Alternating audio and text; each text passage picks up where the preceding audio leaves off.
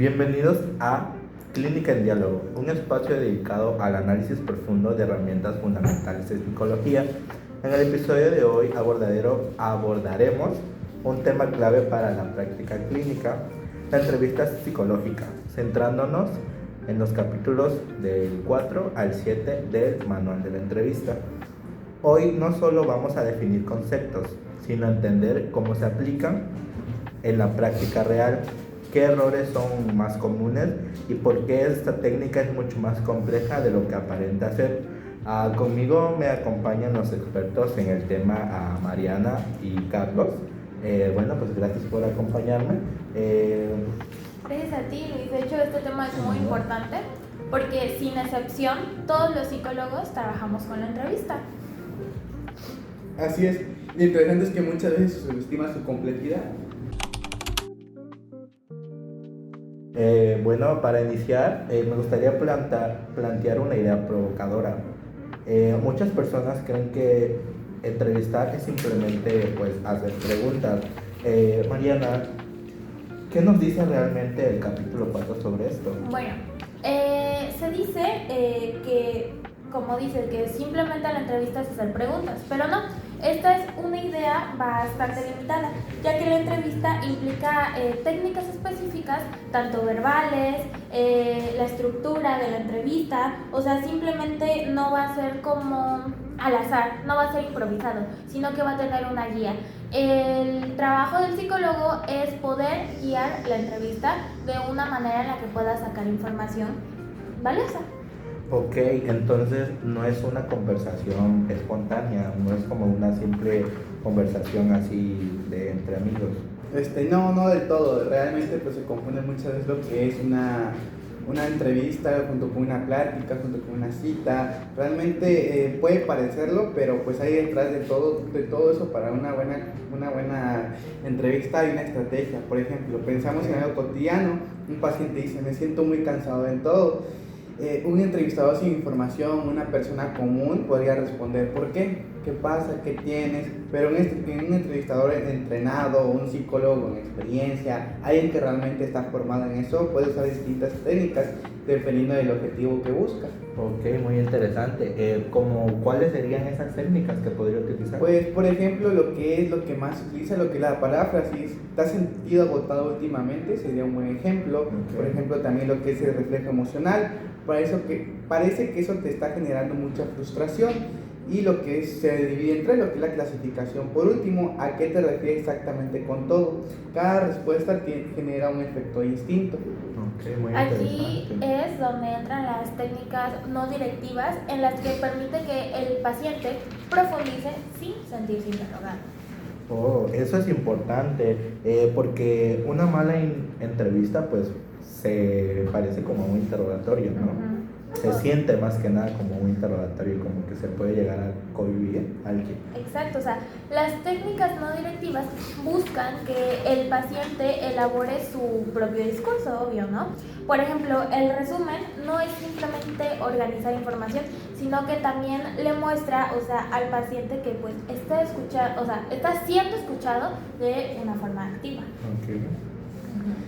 Pero tampoco podemos quedarnos solo en lo directivo. Hay otras diferentes técnicas directivas que son necesarias cuando se requiere avanzar o estructurar la información. Vale, aquí es donde, como quien dice, el psicólogo toma el control, ¿cierto? Claro, por ejemplo, la confrontación, ya que puede señalar contradicciones. Por ejemplo, en dado caso, retomando el ejemplo anterior, dices que no te afecta, pero también mencionas que te sientes muy ansioso. Ahí estamos tratando de que el paciente se dé cuenta de su propio problema o de lo que realmente le incomoda, y lo que la interpretación propone significados más profundos, y las instrucciones pueden orientar conductas.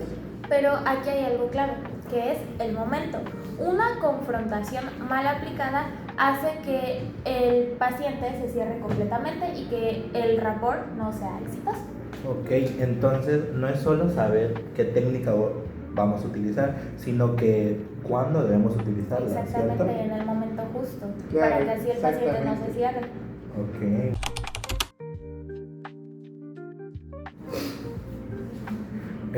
Ahora pasemos con algo más relacional, ¿vale? Muchas veces se dice que la entrevista es una relación, no solo un método, ¿ok? Entonces, Carlos, ¿cómo se entiende esta interacción? Se entiende como una relación interpersonal estructurada y asimétrica. Eso significa que no es una conversación entre iguales. Ahí, sobre todo, recalcando que no es una plática en la cual tú estás dialogando con tu amigo, con tu pareja, con algún compañero, sino que es una conversación diferente en la cual el entrevistador dirige y el entrevistado comparte información. Ok, o sea, eso rompe la típica idea de la plática casual, ¿no? La plática entre un amigo, como en un café o todo eso, ¿verdad? Sí, y es importante entenderlo porque muchos estudiantes cometen el error de intentar ser amigos de su paciente y eso puede afectar mucho en el proceso. Ok, ¿podrías decirme como en qué sentido podría afectar O sea, esto? se pierde el encuadre profesional y la entrevista deja de tener dirección. Y además la información puede distorsionarse. Oh, ok. Entonces, veo que también aquí en este punto aparecen dos conceptos fundamentales, Ajá. la empatía y el rapport. Entonces, Mariana, ¿cómo podríamos diferenciar estas dos? Bueno, la empatía es la capacidad de poder como entender al paciente desde su perspectiva. No es simplemente como estás triste, yo también me siento triste. O sea, no es simplemente sentir lo mismo, sino que entenderlo sin juzgarlo. Okay. Y el rapport es el clima que se genera a partir de esa empatía. Es una sensación de confianza que permite esa interacción entre el paciente y lo que es el entrevistado, para que el paciente pueda decir las cosas que normalmente no diría. Es lo más que nada esa confianza que se genera. Ok, entonces con todo esto podría decirse que sin el rapport la entrevista no funciona, o sea, no funcionaría una entrevista si no se genera eso entre el entrevistado y el que entrevista. Estás en lo correcto, ya que sin ese rapport, sin esa confianza, sin esa interacción que se necesita en la entrevista, pues funcionaría superficialmente, pero no en profundidad. Ok, entonces déjame plantear algo práctico. ¿Cómo se construye el rapport? O sea, ¿cómo llegamos a ese punto? Bueno, el rapport se construye a través de pequeños elementos, que es el tono de voz, el lenguaje corporal, el respetar los silencios y el no juzgar. Claro, y algo clave es escuchar realmente. Muchas veces tenemos esa equivocación de solo fingir que estamos escuchando y solo esperar nuestro turno. Es algo que realmente no es lo que necesitamos, y no solo es esperar el turno para hablar. Ok, eso suena realmente algo muy básico, ¿no? Pero creo o pienso que ya en la práctica pues es algo difícil. Sí, de hecho es muy difícil porque implica controlar pues la propia ansiedad del entrevistador. Vale, de verdad que esto es algo muy importante porque creo que es como que la pieza fundamental para que la entrevista se pueda dar, ¿no? Como que haya esa confianza. Así es. Pues si no, creo que no tendría sentido. Sentido, ajá, así es la entrevista. Bueno, ahora entremos a la estructura. Muchos piensan que la entrevista es como algo improvisado, pero en realidad sigue un proceso, ¿cierto? Sí, de hecho se divide en 3 fases principales, que primero está la fase inicial. Bueno, sobre todo recalcando esta fase inicial, aquí ocurre algo muy importante. Se define el encuadre. ¿Qué se define en sí? Se explica qué se va a hacer, cómo se va a hacer, para qué, cuándo, dónde. Se explica cuánto durará y para qué servirá dicha entrevista. Ok, entonces se podría decir que se van estableciendo reglas, ¿no? Exacto, Claro. ahí es donde se empieza a construir la confianza. Y después supongo que viene la fase más larga, ¿no? Ujú. Sí, sigue lo que es la fase intermedia, que es donde la fase más importante, en la cual se recoge lo que es la información. Se recoge a través de todas las técnicas que ya hemos mencionado, se hace lo que es un conjunto y es lo que nos ayuda para recoger dicha información. y es donde el entrevistador debe equilibrar el escuchar, el guiar, el profundizar. Ok, ¿y qué me pueden decir de la última fase, que sería el cierre? Bueno, muchas veces la fase final es subestimada, ya que aquí es donde se resume la información, se aclaran las cosas y se prepara se prepara el paciente como para lo siguiente. ¿Okay? Como mencionaba, pues hacer un mal cierre de lo que es la entrevista puede generar lo que es ansiedad en el paciente, tomando en cuenta, por ejemplo, cuando vemos una película y no se llega a ese final bien hecho, que nos provoca una ansiedad, una sorpresa, y lo que no queremos que suceda. Ok, entonces no es solo como que cerrar de que ya, sino que debe de ser algo como adecuado, ¿no? O sea, se debe de establecer ciertas cosas como es como que he oído que previo a que termine la hora se dice como de que te quedan cierto tiempo para que ya el paciente tenga noción de que ya para que no terminar. cerremos las cosas de golpe y pues para el paciente sea incómodo, o sea, como que Ok, por eso es muy importante como que sea algo como adecuado, ¿no? Llevar ciertas reglas. Pautas. Okay, pautas. Muy interesante todo esto del proceso de entrevista.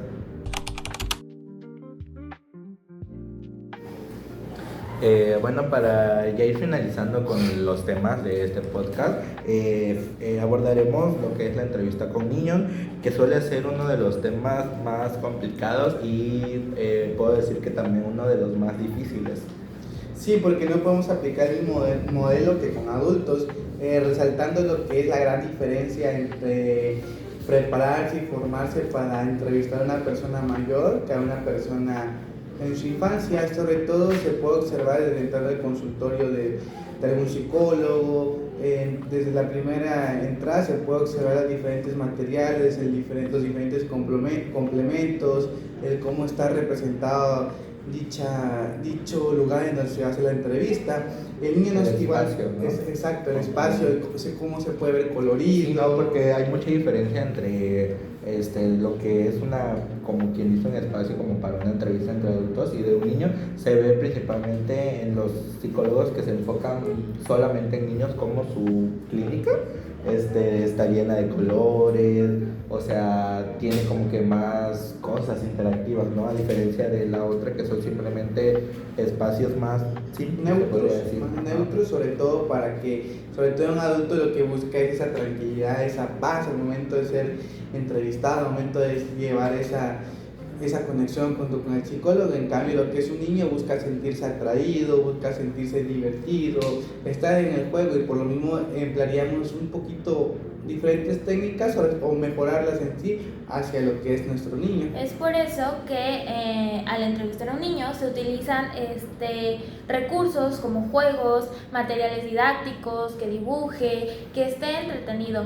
Pero aquí es muy importante de que también voy a tocar un poco de lo de la vestimenta del entrevistador, que no tenga algo llamativo, ya que pues el niño, como son niños y se distraen rápido, puede como que, ay, ¿por qué tienes eso? ¿Por qué tienes el otro? O sea, tienes que cuidar también tu vestimenta. Es por eso que, o sea, aparte del ambiente que debe estar colorido, o sea, debe de como mantener su atención de una manera que pues su atención esté durante mucho tiempo en el entrevistador, ya sea teniendo algo didáctico.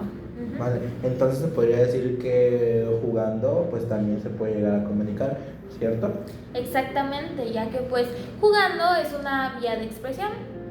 Ok, y también había leído ahí que algunos como que juegos necesarios para tener es como figuras de la familia entera, como que figuritas chiquitas de papá, mamá, tal vez abuelos, hermanos, peluches, principalmente como marionetas. Ajá, y representaciones. Como, ajá, exacto, y como juegos donde impliquen, ¿cómo se podría decir? Como por ejemplo meter las figuras en sus espacios, ¿cómo se llama eso? No sé, pero es didáctico. Ajá, como muy didáctico. Lo didáctico, ¿no? sí, claro. Ok, y creo que lo primordial o lo principal es lo típico, ¿no? De hoja en blanco, colores para que dibujen, ¿cierto? Sí, claro. Ok, pero en todo esto, ¿qué otros factores cambian? Pues mencionando uno podría ser el lenguaje. No podemos emplear lo que es el lenguaje formal con un niño. Siempre vamos a tratar de que el niño nos entienda con un lenguaje apropiado a su edad. Utilizar palabras o expresiones que él pueda entender de acuerdo a lo que es su edad, lo que tiene aprendido. Otro sería el nivel de comprensión, tomando de la mano lo que es el lenguaje, explicarle qué estamos haciendo, qué está pasando. No es la misma comprensión que tendría un adulto junto con un niño. De tener esa paciencia y esa sensatez de poder emplear estos dos. Y por último, la atención. Como mencionaba mi compañera, esa atención de que del niño hacia el entrevistado, de que no se pierda, y sobre todo que no se pierda nuestra atención hacia el niño. Okay. Y todo, aparte también lo que es clave es decidir si los padres están presentes o no, ya que quieran o no, esto influye bastante en la entrevista, sobre todo cuando los padres tienen una mala interacción hacia el niño. Ok, entonces realmente si los padres lo están o no, realmente eso cambia completamente la dinámica, ¿cierto? Porque creo que se ha observado muchas veces como el niño sí, ¿no? Como puede cambiar. No sé cómo podrías explicarme mejor. O sea, pues el niño al tener presentes a sus padres puede tener un comportamiento completamente diferente. Es más, puede omitir ciertas cosas por el miedo al que dirán sus papás, okay, si lo van a regañar, o si está mal lo que hizo, o también todo depende de las experiencias pasadas que ha tenido el niño con sus papás. Es por eso que ya sí es de suma importancia que el psicólogo pues sí decida si van a estar presentes sus papás o no, porque sí va a cambiar mucho la información que se va a extraer del niño dependiendo de si sus padres están o no. Ok, entonces por ejemplo si hay como buena comunicación con los padres y el niño, no va a cambiar nada si se va o se queda, ¿cierto? Pues, diría que no, que pero no cambiaría sí hay un ambiente como que muy... Pero de alguna u otra manera sí va a involucrar cambiar. de cierta manera el que sus padres estén ahí. Sí, porque pues al final de cuentas uno como hijo, uno como estemos grandes o no, siempre trataremos de dar la mejor perspectiva hacia nuestros padres y eso influye bastante en la entrevista. Al final del día pues son las figuras de autoridad, pero pues como son niños también yo creo que no es como que desarrollen mucho ese pensamiento de que pues son mis papás, tengo que quedar bien, pues no, porque al final del día son niños. Okay. Y por ejemplo en este caso de entrevista con el niño sí surge el rapport, o sea sí hay ese intercambio. De hecho pues es más delicado, porque o sea con adultos puedes explicar con adultos puedes explicarte, ¿no? O sea, de que los adultos, pues, o sea, van a ir poco a poco, como escalando, ¿no? En cambio, con los niños tienes que ganarte como la confianza de otra manera, como ya dijimos, o sea, es completamente diferente la entrevista de un adulto a un niño, pero sí, de hecho, o sea, sí se da el rapport en las entrevistas hacia los niños, porque sí, hay algunos niños tímidos, o sea, muchos niños todos tienen diferentes personalidades, ¿no? Pero hay niños que son más retraídos, que son como más así y que les cuesta más expresarse. Ok, había yo visto un tip como para ganarse la confianza, que es desde el primer instante que entra el niño. Ajá. Es como que a la hora de saludarlo, ponerse como a su misma altura, ¿sabes? Como agacharse, ponerse al mismo nivel y decirle, hola, ¿cómo estás? Soy tu psicólogo. Como creo que el tip decía que desde ese punto de la entrada ya puedes generar una confianza porque ya el niño te ve como un igual y no te ve como quizás alguien superior, por así decirlo, o que le pueda regañar o por así decirlo, porque muchas veces como es como ir al doctor, de que piensas que es malo, o ir al dentista, ¿no? Sí. El niño piensa, ay, pues voy al psicólogo, quizás es algo malo. Entonces el tip decía que es muy importante como estar a su nivel, a su altura, para que sepa el niño que son pues iguales, vaya. Entonces, y también el saber, es importante si te puedes realmente relacionar con un niño a la hora de jugar, ¿no? O sea, también todo eso influye mucho en que el niño te pueda tener confianza o no. Así es. Bueno, como cierre, después de todo esto, queda claro que la entrevista psicológica no es una herramienta, no es una herramienta compleja, sino que combina técnicas, relación y más que nada estructura, ¿no? No es simplemente hablar, sino saber cómo cuándo y más que nada para qué, o sea, como para intervenir. Exacto, es una habilidad que se entrena con la práctica. Sí, es algo que nunca se deja de perfeccionar, siempre tratar de ser mejores, tratar de prepararse mutuamente entre colegas y siempre, nunca perder esa preparación. Ok, vale, perfecto. Con esto estaríamos cerrando el episodio de hoy. Gracias por acompañarnos en este análisis profundo de la entrevista psicológica y pues gracias también a ustedes por Gracias. ser parte de esto. Sí, adiós.